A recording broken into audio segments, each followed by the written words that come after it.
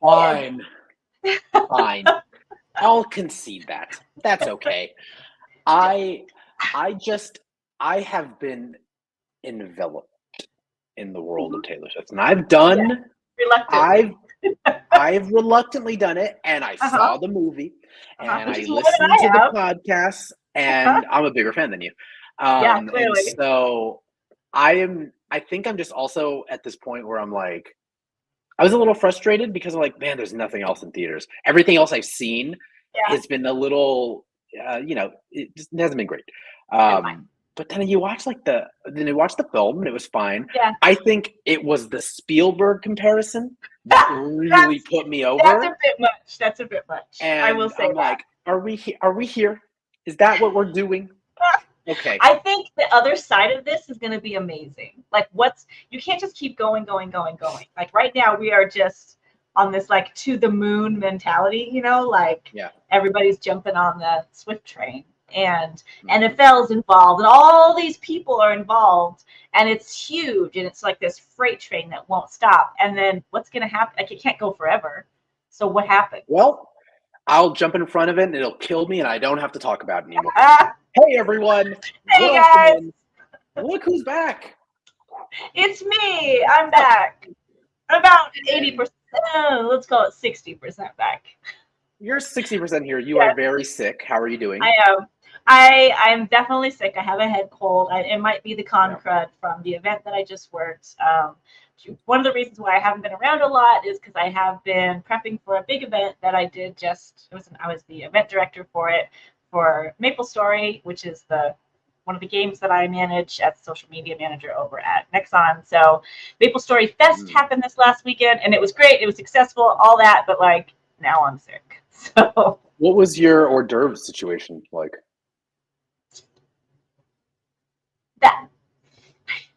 There's not a lot of times where, just like you said earlier, there's not a lot that can throw me or make me speechless. And that one's I have no response to that question. Oh, so no hors d'oeuvres? No, we weren't walking around with canapes or mini milkshakes or anything. No. Just no shots of maple syrup. You know how mad I would be if you imagine if you put this whole event on, you weren't in charge of any of the food, any beverage, you're like, there's no alcohol here. It's just maple syrup. Yes. The best. Well, everyone, hello. Oh, MapleStory event. More waffles. Yeah, we got her. We've got a very specific version of Autumn right now because she's sick. Yeah. So everyone, get your jabs in now. She'll still best you and all of us. Yeah. Why do our screens look this way? Oh God. Okay, you're gonna do it. I'm gonna back up because I hate when you do it. All right. Hi everyone. Hi. Welcome into Fandom Social, episode 10. This is a deep dive episode on when fandoms collide. That's why I wore my Fandom shirt. Oh, that's why I wore my Planet Hawk Wildlife shirt. Well, look, if we do this, they collide. Look at that. Colliding. Star Wars fantastic. Well, everyone, welcome in. Happy Thursday. Thank you for joining us at 6 p.m. PST. Look, it's on me for letting Autumn run anything, honestly. I posted that it started at 6:30, and that was after saying it's 6 o'clock, right? And then he said, yep, 6. I went, great. And then hit 6:30. Cold medicine, FTW. Cold open, cold medicine, check. All right, everyone, let's get into it. Before we do that, a little tiny bit of housekeeping. Make sure to follow us on YouTube, like, comment, subscribe, hit the notification bell. You can find us on Instagram. Autumn is posting killer content on TikTok right now. I think we have an X account. You can email us at hello@fandomsocial. I've got all. We have almost one post over there. There we go. Got Instagram, follow us on YouTube, LinkedIn for the business shouties. Can people call us yet? Are we there? They can. They can leave messages. We can get them. Mango Mage 6. We'll just give them Daniel's number. That'll be fine. I'm gonna check to see if anyone's left a message. I haven't checked on Mango Mage. Mango Mage 6. Thank you. And of course, email us hello@fandomsocial.com. Thank you to some of us for emailing us, saying hi, sending pictures.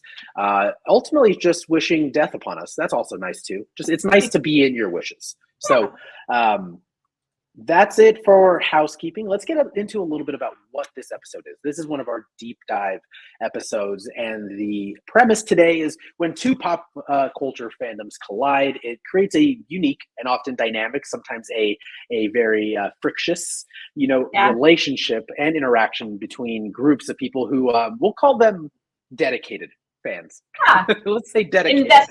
Invested. Very invested, very just passionate. So today we're going to explore events surrounding some of these fandom crossovers, some that you guys know of, some that you don't know of. Maybe we'll get into a little bit of the reception of them. And then one thing that we're going to do, and we're going to need your help on, everyone, is we're going to pick a winner. We're not saying what fandom is best, but like who in this joint deal came out on top. Yeah. Now, where did all this spin out of? Maybe you guessed by the gray hairs or the overall pain on my face, but we are still talking about Taylor Swift and Travis Kelce. I'm being a bit of a curmudgeon, but I'm still invested, actually. A bit. Yeah. Well, it's my job that I'm not being paid for. We're content creators, but we wanted to talk about this a little bit. Autumn's a huge Taylor Swift fan. Like she's growing on me, but I'm also a huge football fan. And like it appeared seemingly out of nowhere. Yeah. They collided. Yeah. And these two fandoms that are dedicated, very enthusiastic about their fandoms, seemingly were sitting on the same park bench all of a sudden and told you have to get along. So Autumn, how are you with this? Because you're a Swiftie. You say you're not, but you're definitely a Swiftie. Yeah, I mean, I guess I am, but there's definitely like depths. Like, okay, the level that I am a fan of Star Wars is much more than the level that I am a fan of Taylor Swift. However, I am a huge fan of Swifties. I find them delightful, amazing, scary, powerful, unhinged, and just wonderful. Like I'm a big fan. I follow them I follow a lot of what's going on in the Swiftie universe on social media, and I find it very entertaining and engaging, and I see a lot of positivity coming out of it. So I'm a big fan of that. And I am a fan of Taylor Swift, but it's somewhat recent. It's during the pandemic that I found her. And so I'm just a fan of observing all of this, but I haven't really participated in it as much with the exception of bringing it to you guys. So I would say I'm a bigger Twilight fan even than No, we're not. We're not shoehorning this in. Yes. Like for instance, Tinshi's saying, does that mean you both pre-ordered all 4 editions in 1989? So for instance, no, I haven't been purchasing all of the different. But do I have a playlist on Spotify that says Taylor Swift playlist Autumn's version? Yes, I do. Which is all my favorite Taylor Swift songs only, and none of the ones that I think I know I'm not as much into. So I'm finding this all very delightful. I'm also finding one of my favorite, all the memes and the TikToks and the stories and the hot takes are great. One of my favorites, I'm just going to end with this, is somebody saying the Eras Tour movie that she put out is the equivalent of a mommy giving her kids screen time so that she can go out on a date with her special friend to distract us for a while. And I find that delightful. Like, you guys sit here and watch this movie because I'm going to go meet with my friend. Exactly. So you're all aware of what this is. They're dating, she's been at the game, so on and so forth. But this really was the catalyst for why we wanted to do this. We wanted to look at this is arguably one of the biggest pop culture moment of the year. I mean, other than I don't really remember what's happened in the earlier months, but I mean, this has literally invaded every single corner of pop culture. I'm watching The Fall of the House of Usher, Mike Flanagan show, and they're doing like That's me. Yes, I would definitely be an armchair Swiftie. 100%. But they're just doing things that are they're everywhere. This is like a horror show, and they're saying like this is The Fall of the House of Usher, Taylor's version. One of the characters is Taylor. Well, the fact that like NFL is participating in this, you know what I mean? They're actively participating, not just the fans. It's interesting. I would say the best thing to come out of it so far, and then we'll move on to the other fandoms that we've got, is it has really put the NFL fans, hey dude, under a microscope and showed them like, stop taking yourself so seriously. Yeah. There are like maybe a couple thousand people out there who are analysts, who played football, who can really talk about it. The rest look like me. And they're just like, I could have thrown that ball better. And it's like, I bet you couldn't. Yeah. It's not that serious. And that is my favorite thing that's come out of this is like NFL fans, people in the NFL fandom, NFeLlies. What are you calling them? NFeLlies is what I call them. Swifties and NFeLlies. They definitely take their themselves so seriously and their team so seriously. And it's like, this is all make believe. It's all make believe because we're not amazing seeing like some of the people criticizing Taylor Swift fans for being so outrageous and over the top during the concerts, and then going, excuse me, and then going and showing the NFL fans in the stands and going, you're different how? So it's interesting. But I agree with you. It's definitely bringing them down a notch in terms of like, let's not take so that is that's the catalyst for why we're doing this show. And again, so sort of falling into that, right? We could start the conversation by like showing, and we'll go into the other fandoms of who is winning in this relationship that has been thrust together. And I think we can both say, arguably, it's the NFL. Yeah, I mean, I think fandoms, the fandom of Swifties are winning. The fandom of NFLs, I think, are feeling put upon and annoyed. But the fandoms, the fans, seems like the Swifties, from what I've seen, are really enjoying learning about this and like going to games and like calling up the Kelsey Brothers podcast and asking things like, "What's a down? What does it feel good?" And they answer them so patiently. They're so nice, and so like they're learning. Yeah, and so I think that the Swifties, of New Girl. Do you remember when she starts dating the football player and he's really sensitive? Yes. And that's literally all I've thought about this entire time. Jax McTavish is his name, I think. And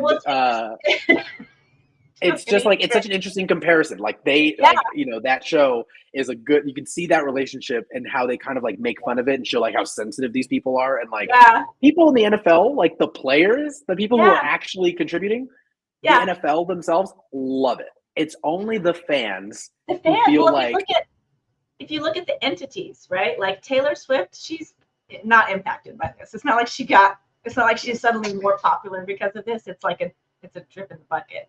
But NFL as an entity is definitely winning from this. But then when you go to the fandoms, it's the opposite. I think the Swiftie fandoms are winning from this, and the NFL fandoms are not having a great time. Some of them are. Some of them are converting and they're doing the whole friendship bracelet thing. Like, why not? But not all having a great time. It's really only the Kansas City Chiefs fans, I think, that are a big fan of this. But anyways, I'm good. I'm good on Taylor Swift talk now. I do want to say, we don't have to talk about this anymore, but no, I think that's to set that up the rest of the conversation. The difference here is that it's not a collaboration. It's that one fandom was dumped into another without that fandom's wanting it to happen. So while we're going to talk about some other things that maybe were a collaboration by choice, that's the difference, I think, what's happening here. And so that's all I want to say is like, we're going to talk about some other things, but I think one of the differences here is that it's not like the two came together on a project. It's that all these Swifties are getting dumped into the NFL's world without the NFeLlies consent. They didn't agree to do this. So exactly. I think everything that we're going to talk about, and I think any of the examples you guys have emailed in, you guys have messaged about, none of them compare. This is the top of the mountain of collision.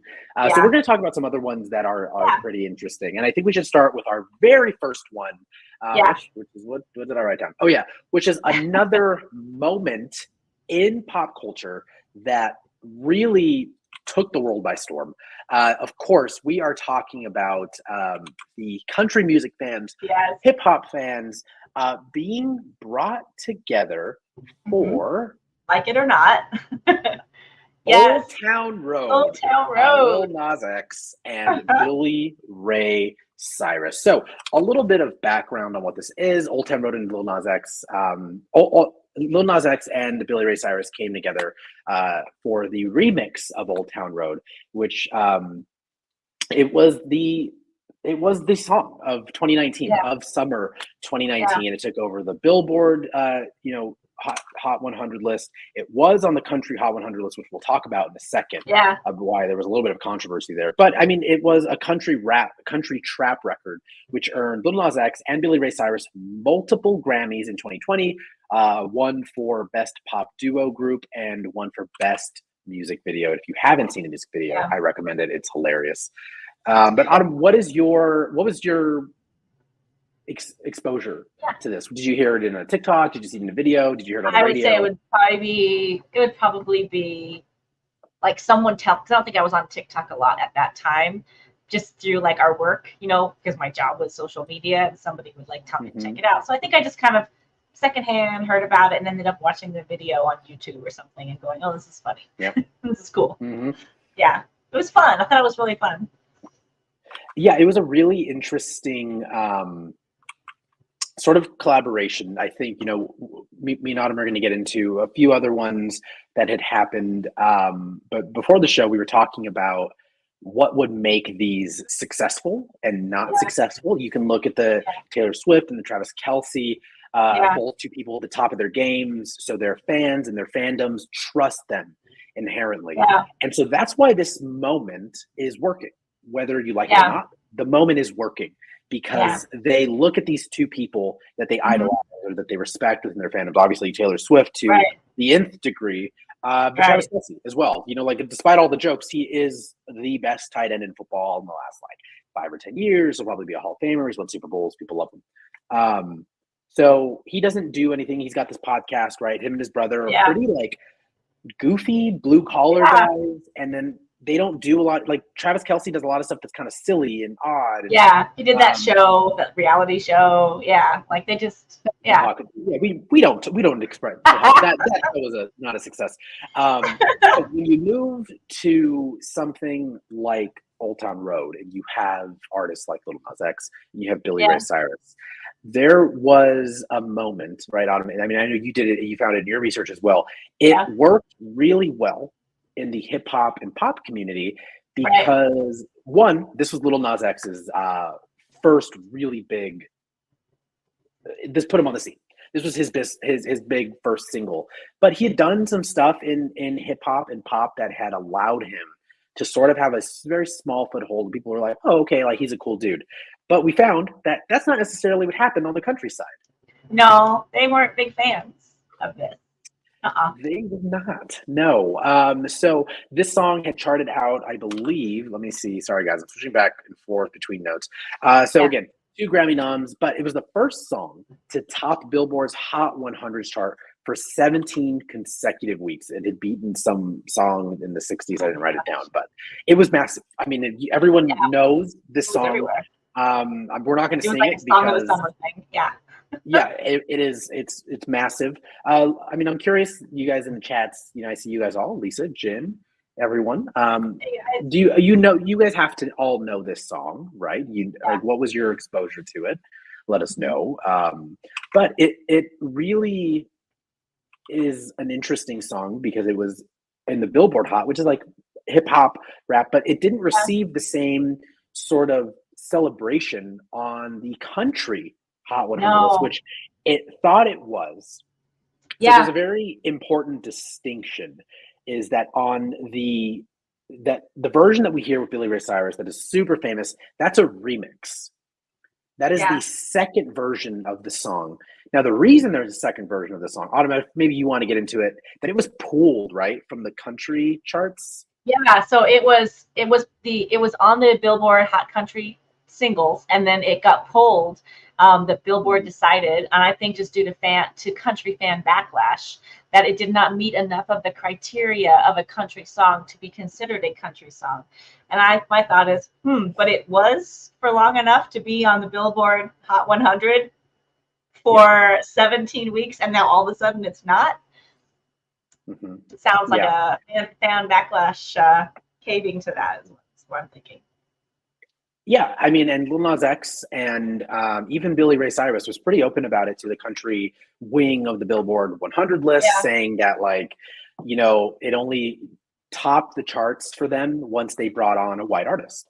And so he was very vocal about that and had mentioned that, I think it had been, I didn't write down the amount of time, But in the past 15 years, there had only been 2 artists of color who'd even cracked the top 50. Then they had one who was in the top 5, but then they're like, Darius it's not Rucker? country enough.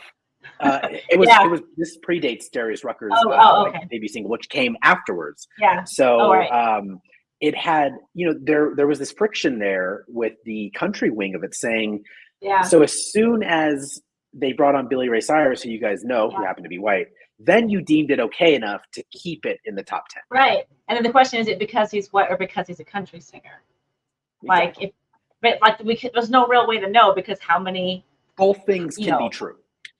Yeah, exactly. So it's, but then like we talked about how there was another, crossover song that the country fans were perfectly fine with, which was the Chris Stapleton and Justin Timberlake singing "Say Something," and it's like, okay, is that because they trusted Chris Stapleton more, or because Justin Timberlake is white?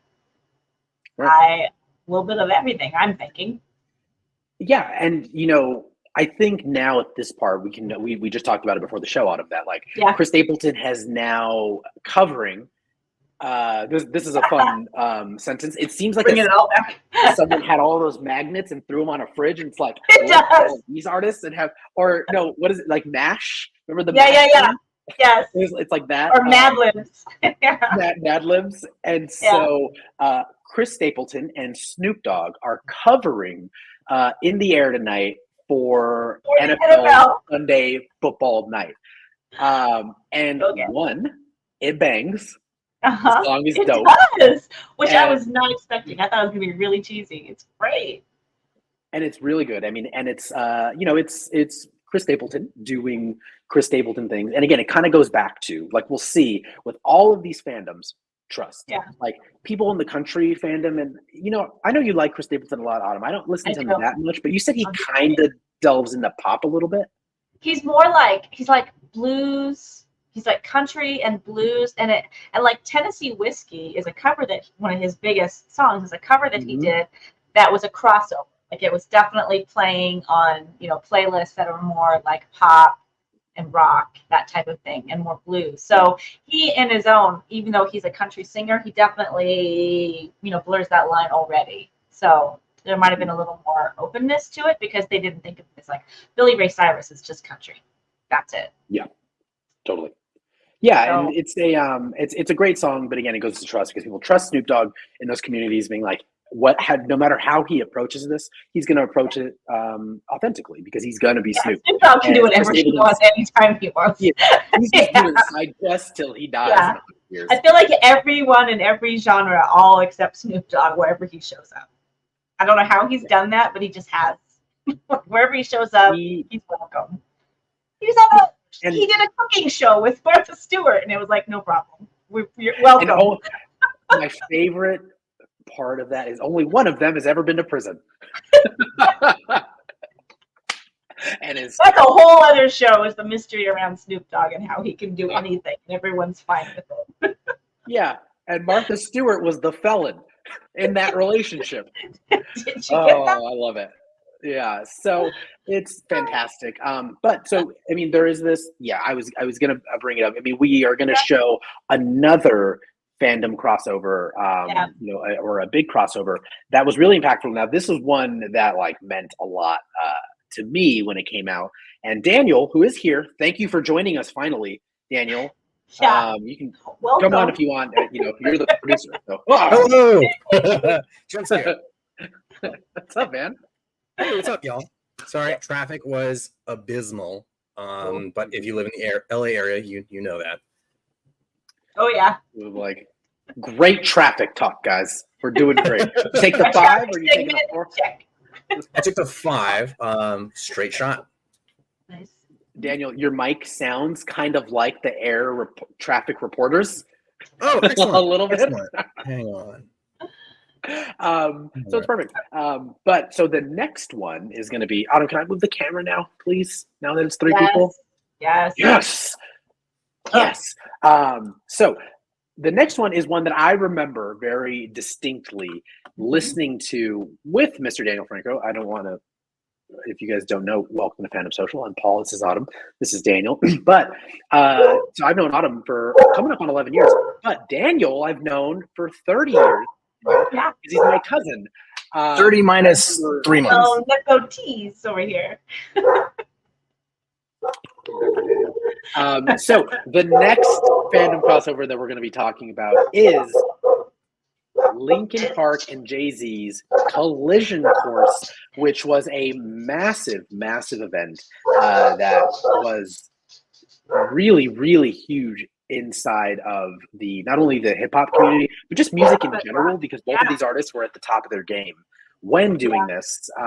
So the Collision Course album was this collaborative EP, stands for Extended Play, if you were not aware of that, between Jay-Z and Linkin Park. It was released on November 30th, 2004. I also realized that the next part that we're talking about all happened in 2003 and 2004.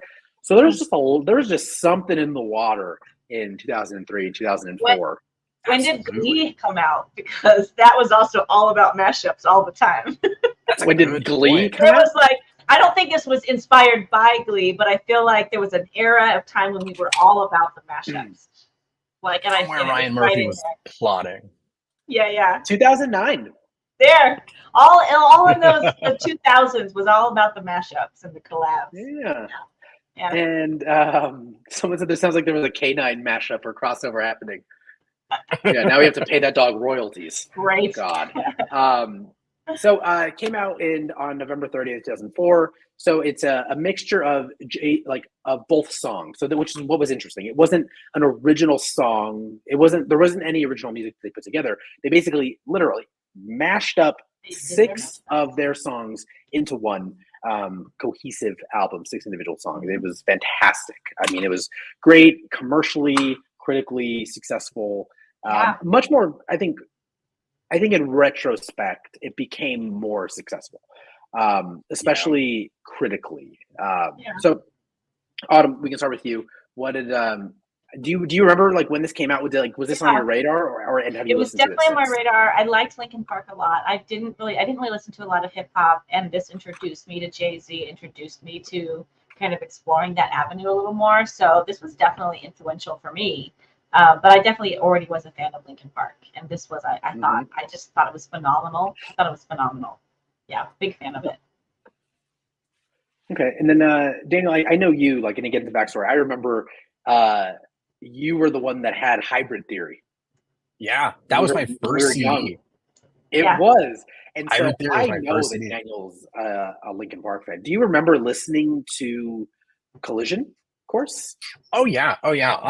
For me, it was one that I remember seeing there was like a music video on MTV or something going around, and it was it might have been just like a little snippet of them in the studio and just like doing the promo for the album coming out. And I once it did drop, I got it. I listened to it back and forth. And it was really good. To this day, I can't like hear those songs without like. If I hear the vanilla version of the song, then I'm just like waiting for Jay-Z to hop in somewhere. I mean, go ahead. I was gonna say of those. If you guys haven't listened to it, I'm sure you've heard them somewhere. But I think that is it Numb and Izzo are that mix up is the one that sort of stood the test of time. Oh, Encore, yeah. Encore, and I forget what the Jay-Z song is on that one. It's Numb and Encore together. That's the matchup. Oh, right. Yeah, is it? Okay. Yeah. Mm-hmm. And that one's the one that I think stood the test of time. That I think people are still listening to most. You'll even hear that one on radio sometimes. Oh, sure, you still hear that one. And I'm old enough to remember the first time it happened when it was Run DMC and Aerosmith. Like that was the same, like I was watching MTV, I was in high school, like I was a teenager when that happened, and it's the same, when I saw this, it's the same vibe, it's the same like, oh, hold on, what's this? Because I remember watching when Aerosmith and Run DMC did it, and the music video is literally Run DMC smashing through the wall because they're like in 2 different rehearsal spaces or stage spaces, and they can hear each other through the wall. And so Run DMC smashes through it, and Aerosmith, like they're smashing through the walls and like creating this thing together. And it was that same really cool, like this gave me that same that same vibe. Nice. Yeah, I was telling Daniel, there's if you guys haven't seen it, there's like 24-minute video on YouTube. You can watch it back from I think 2004 when it came out, maybe 2005. It's basically them in the studio, and it's Linkin Park, it's Chester and Mike Shinoda. They're sort of like making all the mixes, and there's this like fun tension in the air because they're just like almost like checking the door, waiting for Jay-Z to come in. And so I've been listening to a lot of interviews with Jay-Z, and everyone just calls him Hove. And so I feel kind of like a douche whenever I say like, oh, and Hova, And so there's this like bit of tension that they have whenever they're waiting for them to come in. And then they walk in and you just see them go to work like as true musicians. And like Chester Bennington? Bennington, who's a lead singer for them. But then you see Mike Shinoda, who did a lot of the producing. You just see him and like Jay-Z just start like rattling stuff off, and you're like, oh, like that's where that goes. And it's like just two people like absolutely locked in. You're like, that trust that they have within like their own brands to bring that together was great. Tenchi says. Tenchi says, crazy bit of trivia. During their tour for Minutes to Midnight, when they were playing in Madison Square Garden, they did a special surprise encore, and Jay-Z came out and they did the entire Collision Course album. That would have blown people's minds. Like you would think, what I would have given to see that. Yeah, 100%. That sounds amazing. Yeah, it was an interesting. It was definitely an interesting experiment. I really recommend if you guys want to see the tangible version of fandoms coming together. Find that video on YouTube, and you see Jay-Z's fans and you see the Linkin Park fans, and they're like, did they give each other friendship bracelets? They did not. No, but there was a lot of drinking. You can see a lot of drink tickets being handed out. And it's just a really cool thing that they did. You can hear in the interview, or in the documentary almost, you can hear Mike Shinoda and the rest of the band talking about how they polled their fans and saying like, who are some of your other favorite artists? And if they were even relatively hip hop, even some of them being Jay-Z, they mailed them tickets. And so that's how that whole crowd got filled up. And then they found out day of that they had that it was like this mashup, and then the album went live immediately after. That's amazing. It was so incredible. I'm curious if any of you guys have listened to it. Personally, my favorite song is Paper Cut and Big Pimpin'. Like those songs are just like super high energy songs. And just now I've just seen it on screen when they do all meet, and it's hilarious. It's just the funniest thing seeing all these Linkin Park fans like mumble through Big Pimpin' and vice versa. Us for like the first few listens through. yeah, absolutely. So who do you think, now that we are, we're almost 20 years removed from this album. Where do we feel like whose fandom kind of came out on top with this collision, this literal collision course? That's a good.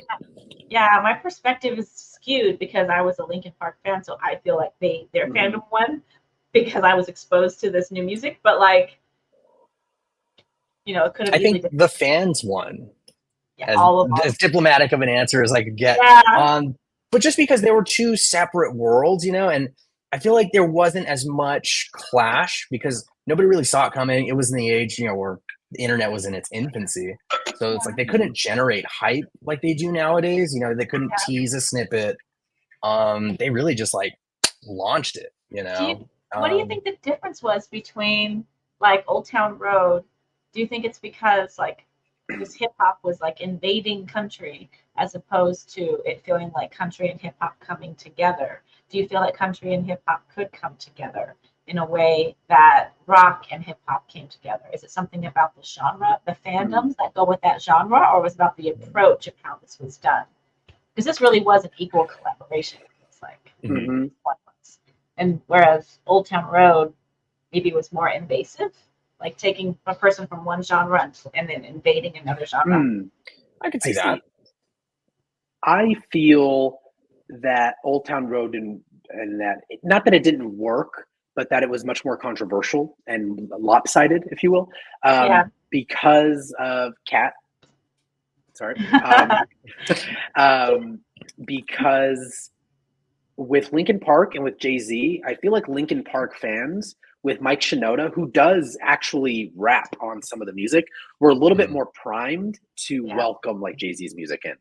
And it felt like a much more natural progression of their music to have this other massive rapper rap over parts that Mike Shinoda would maybe already rap over.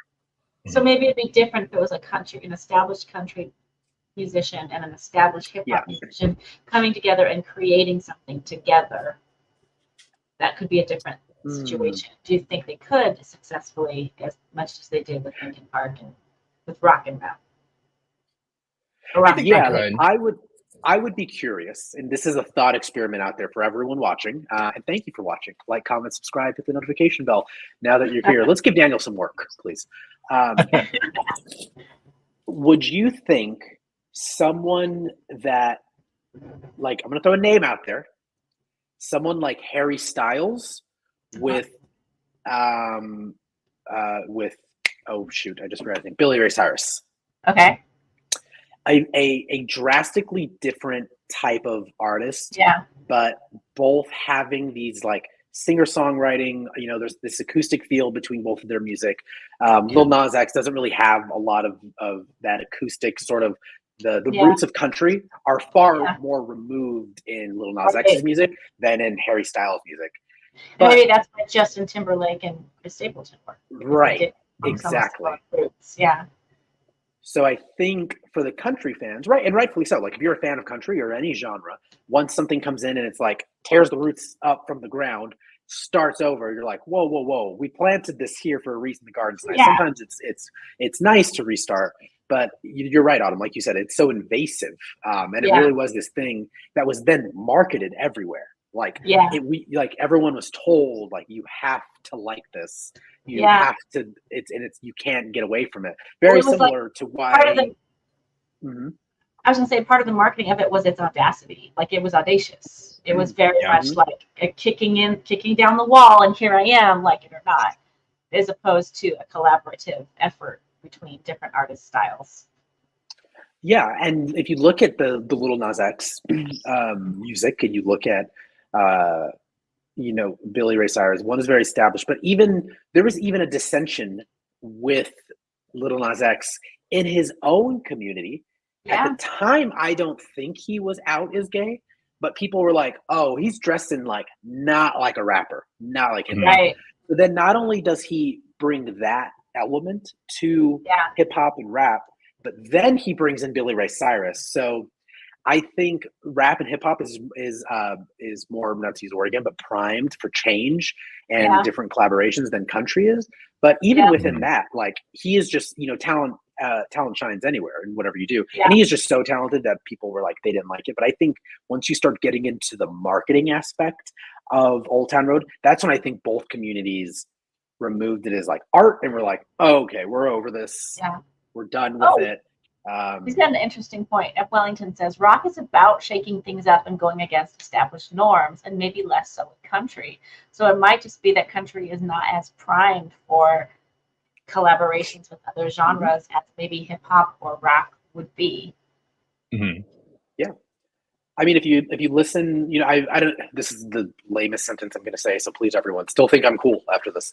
I watched 3 hours, this was a while ago, before even we were starting doing the show, of Ken Burns' documentary on the history of country music. Oh, Pop. Okay.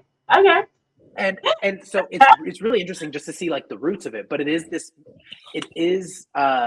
this term that he uses, and it's essentially like the best way to phrase it is God, women, country are the three tenets of country music, because those are the things that, when the music was coming up, that they saw as infallible, unshakable, things that we should uphold. So anything that goes against that norm essentially goes against the roots of country music. So that's where we circle all the way back to this. And it just allows me to shoehorn in Ken Burns, who is, Ken Burns There would be no Taylor Swift without Ken Burns. Is all I'm gonna say Taylor Swift is the Ken Burns of our generation. God damn it. Well, everyone, that is our music portion of the crossovers. Let us know if there's any other. I mean, there's tons of music crossovers that we've missed. I want to talk about a fun fact that I think one of the most successful collaboration crossovers and one of the least successful. David Bowie's on both of them. I found out. He's on both. Yeah, he's on both. Wait. Tell everyone what they are, because they are interesting. Yeah, okay. The one of, I think, the worst crossovers was the remake of Dancing in the Streets with Mick Jagger and David Bowie. It was absolutely terrible. It was watered down and just lame. It was limp and terrible. And David Bowie, part of that. And then I think one of, in my opinion, one of the best crossover collaborations of all time is Under Pressure with Absolutely. Oh, Queen. Freddie Mercury. Thank you. With Freddie Mercury and David Bowie. So David Bowie getting the highs and the lows. Don't forget Vanilla Ice. Yeah, I mean, he was. Where would that song have been without him? He's on the patent, so. Yeah. So let's see. We've got a couple people. Steve Nara brings up Bing Crosby and David Bowie. Yes, for Little Drummer Boy. That was a great crossover. Yeah, David Bowie's fearless. I should say that. He was fearless with the crossovers. Sometimes a miss and sometimes a hit. Watch the video of David Bowie and Bing Crosby singing Little Drummer Boy. It's quite interesting. I'll do that almost immediately. Let's go into the community chats here real quick. Chats. Janice says another great crossover. Metallica and the Symphony, two very different types of music that worked so well. Yes, I agree. Yeah, they had some. Was it just one album? I think it was, where they collaborated with the full symphony, and it was fantastic. I had no idea.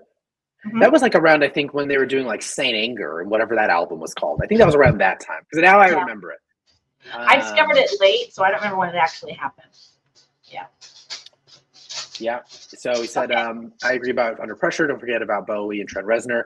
A fun tie into all of this is the opening part of Old Town Road. This is homework for everyone other than your Explorathon homework, which is due in 2 weeks, everyone. There is a sample of a 9 Inch Nails song. Trent Reznor was in 9 Inch Nails. Right? I'm not wrong about that? Yeah? Okay. I don't want to sound like an idiot, more so than I already am. So it's called Ghosts 1 through 4. The opening part of Ghosts 1 through 4, it was sampled in Lil Nas X's Old Town Road. And you hear it, and you can never unhear it again.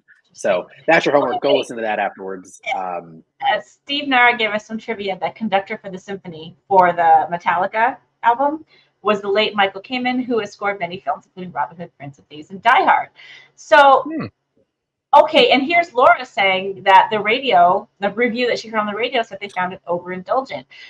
So what I'm interested in, because we're talking about not just, like, it's a tricky topic that we are trying to discuss because it's very specific. Yeah. We're not just talking about collaborations, but like when fandoms that are passionate of two things collide. And I'm wondering, like, do you think the classical music fandom, for lack of a better word, even knew that this thing happened? Like, was it even on their radar, or was this just something that Metallica made for, and that only their fans really knew about? Like, do you think there was even being on their radar to be a backlash of, like, why are we collaborating with this metal band? So it's interesting. Would we even call it a fandom, classical music? And classical music fandom. That leads me on this whole other tangent of, like, what counts as a fandom, because there are people who are avid listeners of classical music and go to the symphony and follow different composers and like, why is that not considered a fandom? Why do we all laugh when we call that a fandom? Because I think that's not really a fandom, but what makes something a fandom? That's a whole other topic. I think if you've ever argued with someone at a bar about it, it's a fandom. You are in the fandom. That's a good criteria.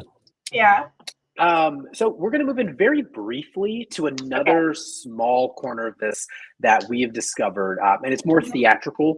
This would be more crossovers because the fandoms are very similar. However, the characters that are going to be represented on this are characters that have a huge cult following. People have been fans of them for years. And so the first one is going to be Freddy versus Jason. I guess I'll bring up the cover too, Daniel. I'm not doing it. Is Freddy versus Jason, which was a film released in 2003. Autumn, I know your answer. I know you've never seen it.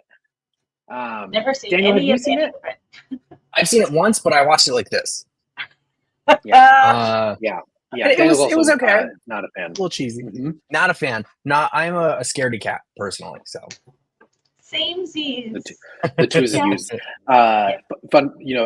I don't know if I even brought this up on camera. I watched The Exorcist. Like I watch everything in theaters. I watch it by myself. I laughed throughout the entire time. Like Nice. I was like, great. It was not good. Me and Daniel are both lapsed Catholics. So I'm like the Catholic iconography doesn't really bother me.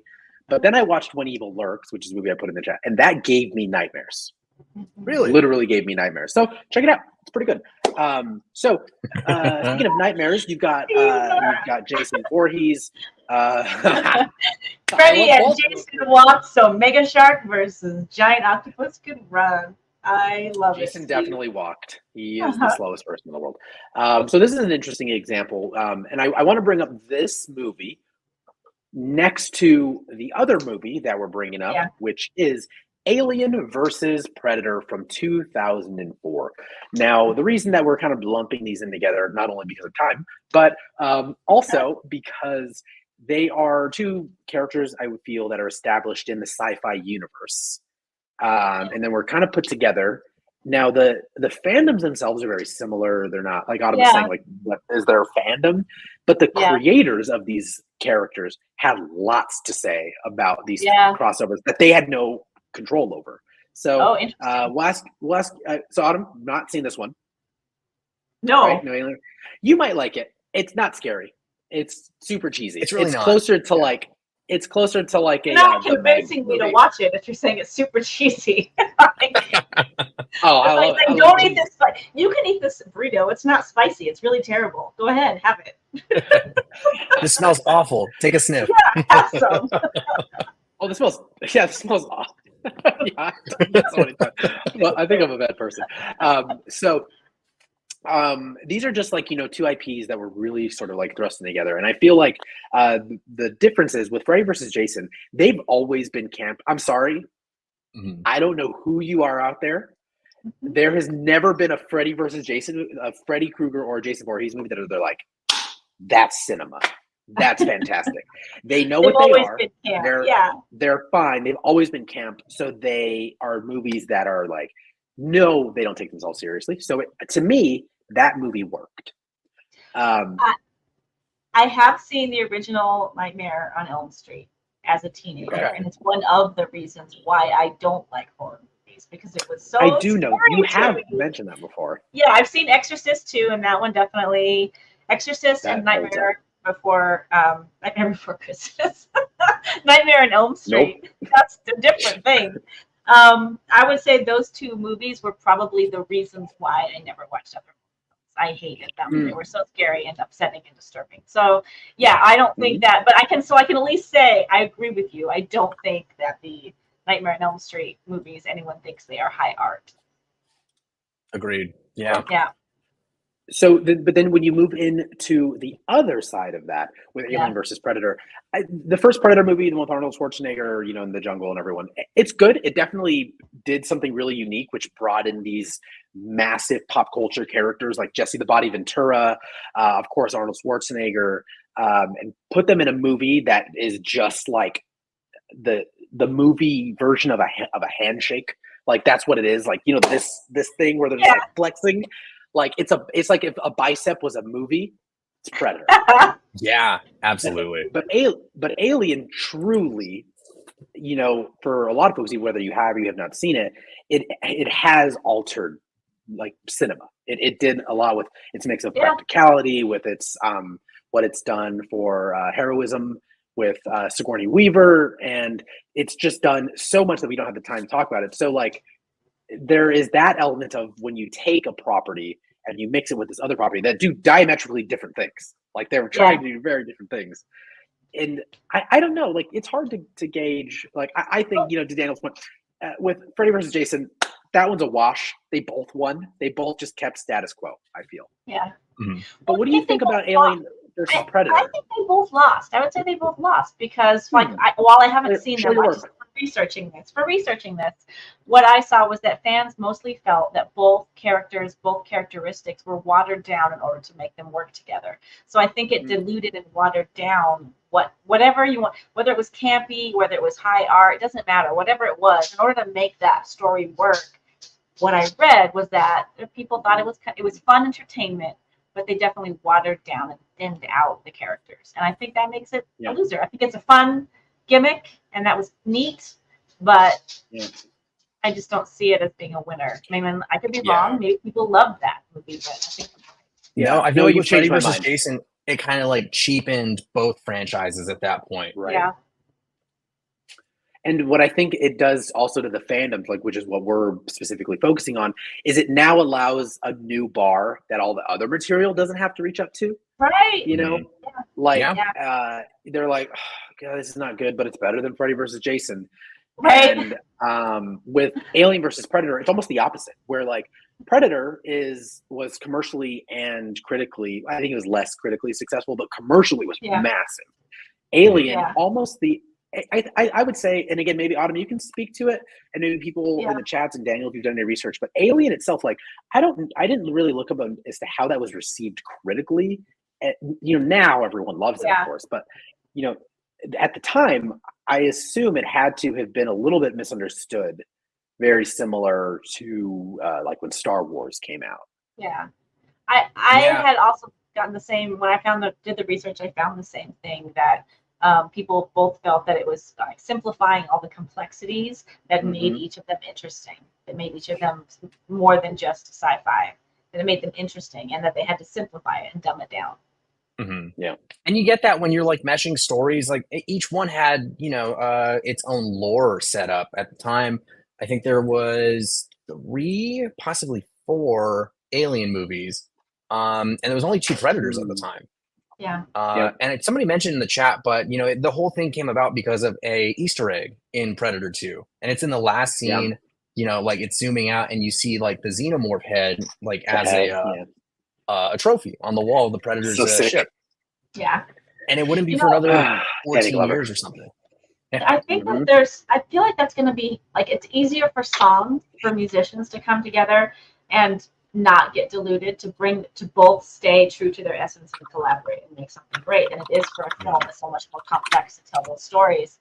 I think this isn't quite a crossover, but I do think that the multiverse was successful and having all the different Spider-Men be true to themselves and still be true to who the character that they were and still contribute to the story in a way that didn't dilute who these different characters were. So I think it can be done, but again, I don't know if it's really a crossover as much as it was just different variations of Spider-Man. So I think it's trickier to do with film and TV. Absolutely. There's just more money at stake personally. Like it's just, it's harder. It's easier. It's easier for Jay-Z who owns his music. It's easier for Linkin Park who own their music to be like, let's do this thing. If it fails, that's not house money. Exactly. So but with these big franchises, it's much harder for them to roundabout to develop this trust and really just sort of win it back. So let us know in the chats what you guys like, if there's any other big movie or TV crossovers that we're missing. There was a few that you guys had commented that I found really interesting, and someone had commented my favorite as well. So I'll read a few of them because we have a game that we're going to get to that Daniel really hasn't told us much about. So this is fun. It's going to be probably very upsetting to me. It might be. So we like a Scantron involved. Oh jeez. Yeah, you should have gotten your packages in the mail. Nice. Oh god. Transformers with Old Snake. We've got TMNT and Batman, TMNT and Naruto, of course. Someone did. Oh yeah, X-Men and Teen Titans. And then I'm gonna just end on this one because we have to move on. But Scooby-Doo and Supernatural. Yeah. Oh, I was gonna say. Who said that one? That was Linda Nicole. Yeah. Linda, Scooby-Doo's done a lot of crossovers all over the place, but that was fantastic. Yeah. Absolutely. Yeah, that was a good one. I Yeah, have so one that, probably everyone's thinking of at the top of their brain. The Commedia dell'arte in the 16th century. There was Italian acting troupes that would have reoccurring characters that would pop up in their different plays. So like it was theatrical crossover. Everyone knows that one though. So that's why I didn't bring it up before. Mm-hmm. All right, so Daniel has a game for us, and before we go on to it, guys, again, if you're here, thank you. Like, comment, subscribe, hit the notification bell, and just email us. Hello at fandomsocial.com. We have a website, which is just fandomsocial.com. If you want to just hang out, we are doing some interesting stuff. We've got Autumn's a little under the weather now, but she's back. The team is back. We're gonna be having some more hosts. We've got a lot of fun stuff coming up. Yes. So very, very soon. Keep up to date. Maybe only in the Facebook group right now is where it's easier for us to post. But Daniel, you have the floor. You want to explain why you're doing this to us, and then why are you doing this? Sure. So people may not know I like shoes. And I feel like there's a lot of shoe companies out there that are doing some weird stuff, but none more so than our favorite Crocs. Crocs have an insane amount of collaborations, everything from they do, they've got a collaboration with Bad Bunny, artists, brands, all sorts of stuff. So I feel like it was really fitting that on our show of speaking when fandoms collide, we bust out the Crocs. As a Croc owner myself, I can't speak the praises high enough. They are so comfy. And so I know it's a little hot of a hot take. Some people hate Crocs, but I wanted to generate some feedback, see what people thought. Okay. So it's a simple game. It's hot or not, right? I'm gonna put up a photo of the shoe, and we're gonna think hot, not, and we want some feedback. So hit us up in the comments. Let us know what you guys think. Okay. So for the first one, I'm just gonna present it without comment. Hot or not? I've seen these. Is that for a human adult foot to wear? It is for a human foot. These are, I didn't get a second photo of someone actually wearing them, but these are giant yellow boots. And they have the classic Crocs cutouts. Just flop out. I think we've lost on them.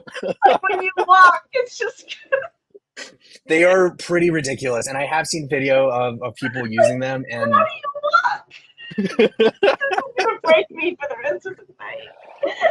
A lot of people saying not.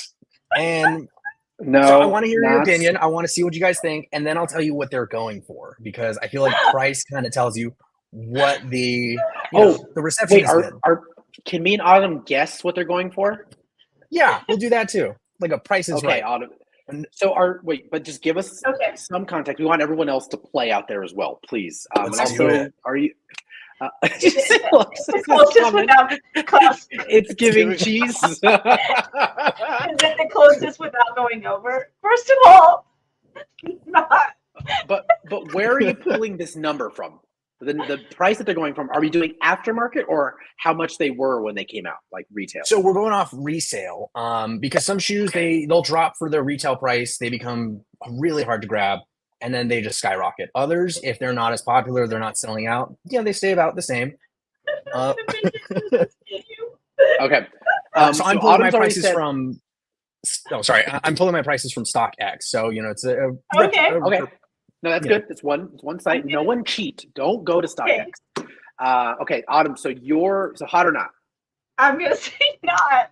But wait, when you say hot or not, what is the definition? Like, I like them, or are people going crazy for them?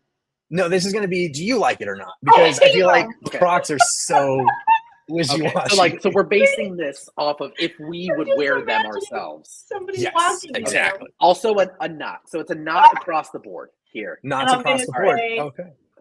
$250 is what I think they sell for. $250 is good. $250 is good. Paul? $251. No, I'm gonna say I'm gonna take a stab at this. I'm gonna say they're going aftermarket for about $400. And you'd be correct. They are going for about $400 on average. It kind of varies from size to size. Oh my god! Damn. That's Oh. crazy. 400. Look. Oh wow. Alexis 400. Yeah, they look Laura, warm you're up way now. off. Now you know how delusional people are. That they are. But you're not. But you know what? Dwayne. So Thousands? everyone's got to be Smart. somewhere between Laura Yeah, and Dwayne. yeah. Uh-huh. Or, Okay. No, Pete. Oh wait, We we're say $1 Bob. $1. Okay. All right. Okay. Go ahead. So, I'm ready for now the we know next. the rules of the game. Let me bring up the All next right, one. we got it. Okay. Okay. Presented Hot without or comment. not, Autumn? Hot or not? Oh, fuck. Sorry.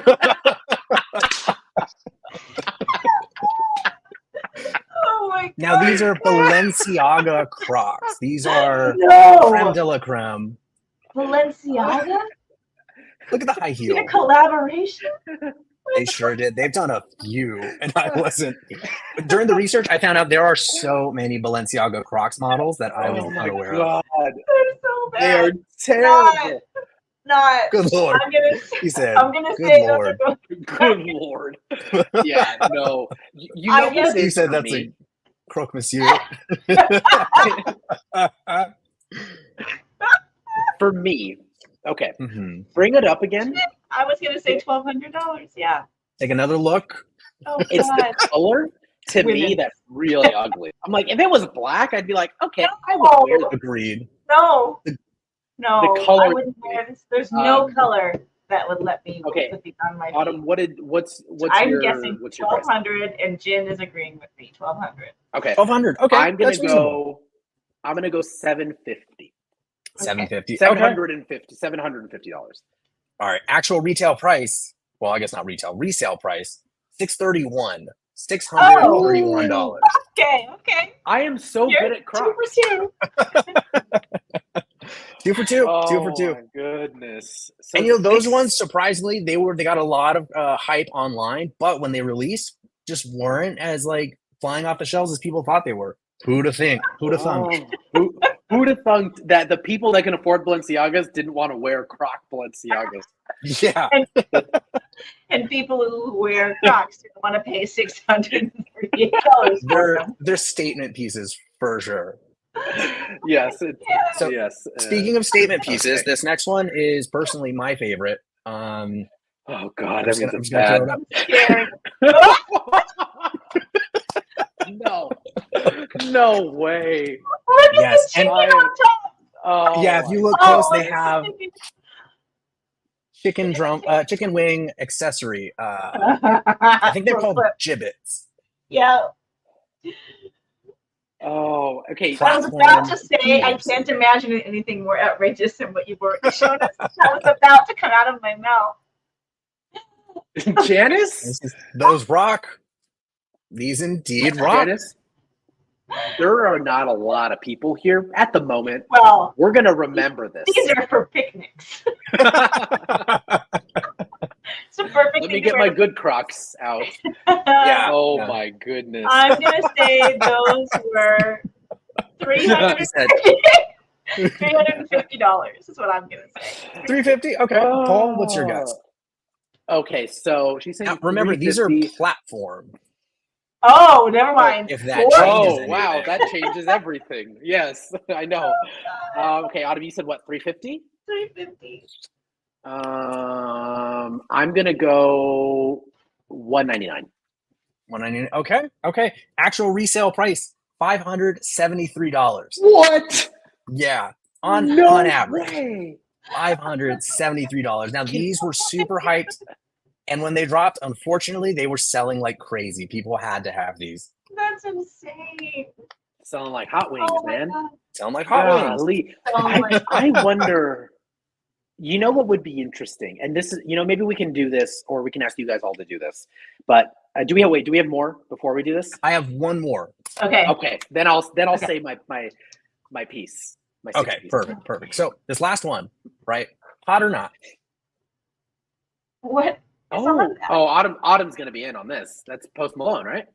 It is the Post Malone. Oh. So for those that may not know, Post Malone had a couple of Crocs collabs, and this one is I believe this was the second one. I can't. What? No. What? I love Post What is Malone, but I can't. I couldn't. Oh, let me put it back up. Like a little icon, like a little cat. I believe it's like a little devil. Okay. Yeah, Oh, because it it's like isn't? Oh, stretched sorry. out I in didn't mean certain to, like- areas. And then it did come with gibbets. So, hot or not, these are a little more tame. They're not, they're not stilettos. They're not platforms. They're not giant yellow cheese boots. I'm These are going to say your- hot. I would wear those. Okay. Autumn just does not like Crocs. You've not liked one of these. No.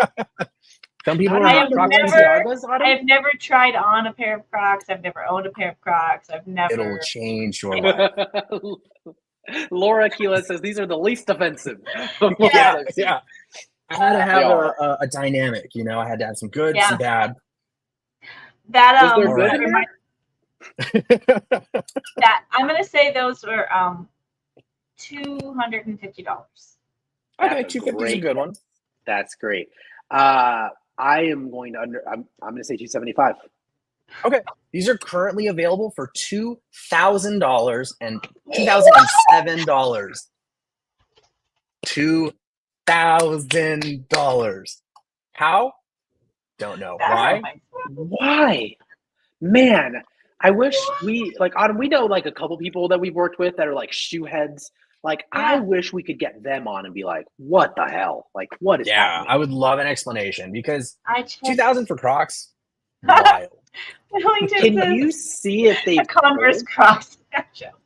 You guys, I just got 2 new pair of Converse. I haven't bought any in 6 months, and then I bought 2. And It's a condition.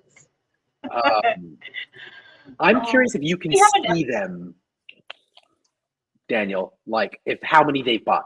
It's like on eBay when you're like, it's going for Oh, yeah. $2,500, but how many have they sold for? Like I would say maybe 75% of that, right? Which would be like 100, like 1,500, maybe. And I Even think that's ridiculous. StockX will track like what the last pair sold for rather than. Oh, I cannot believe I didn't bring up for this episode.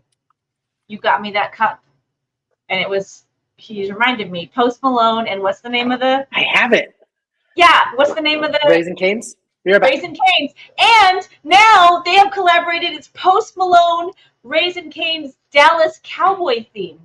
That's a What? 3 IP mashup that I'm like, what? Yes. He's got it.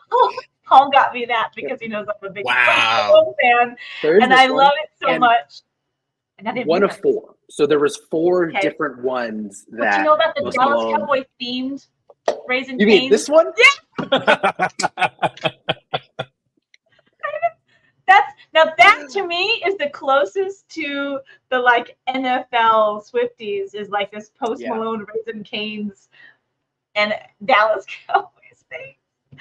Oh, It Steve is Narwins. Are there Post-it Malones out there for the business homies? You mean these? No, these are just but That would be that's a amazing. great idea. I'm surprised. Like, what is it? 3M Post-its hasn't gotten on. Yeah. I know. For I 3 love it. million? That hurt my throat. I had That's an old to sentence. throw some up and me yelling at the $2,000. I'm Like still very interest. upset at the first Balenciaga ones. Oh Yeah. The first ones are my least the favorite. boots are the one that got Oh, me. the boots. The boots are rough. The boots. Because they're very- so high that like how do you walk without them flopping off the ground? And they flop. They flop. Hmm. It's wild. So what I was going to say earlier was in the group.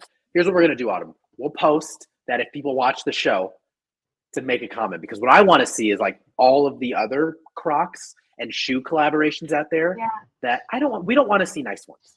We can Let's just do an look at nice episode ones. about shoes, and I will show all now Say the word. 78 pairs of Converse that I own.